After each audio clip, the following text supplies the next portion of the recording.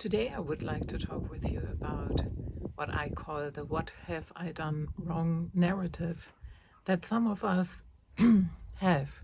Let me give you an example. For example, you have a friend who all of a sudden reacts more distanced or is not as nice as usual, and you immediately think, oh my God, it must be me, I've done something wrong, and this whole thing kicks off. Or maybe you go shopping and the person isn't so nice to you at the counter, and you double down with being even more nice and even more pleasing, so that the other person finally smiles.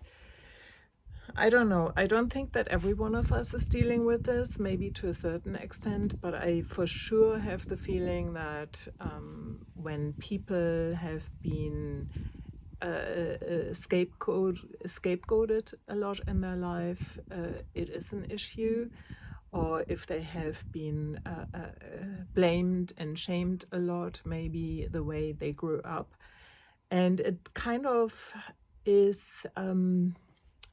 in our brain, and we nearly can't help it. I for example, really notice how this narrative just jumps on its own, and if I'm not careful, it goes into these endless rumination cycles that are very hard to break. So if you are dealing with something like that, I think it's really, really important to name it. That's why I call it "what have I done wrong" narrative, and kind of put a little bit of stop and then ask, is it really that I have done something wrong? And if you come to question that a little bit, if you come to the conclusion you haven't, then let it go as much as possible. I think it's not easy, especially when it's something that's so deeply ingrained and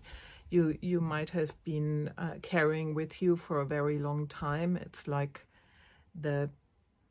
self-blame. That's what it comes down to. You start blaming yourself for everything.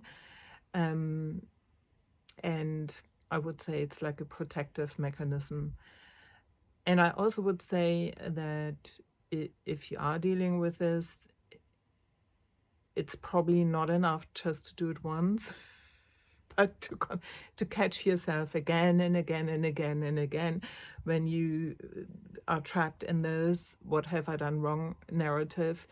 See for what it is in a compassionate way. It's just activated, internalized blame that now turns towards yourself, and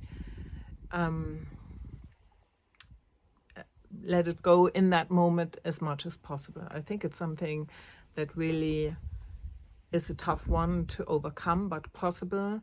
And the first step is definitely to be aware of what it is. I, for example, in the past for a long time, even wasn't aware of this, but the awareness and naming it is definitely very, very helpful, and then dropping it in that moment and then do the whole thing again.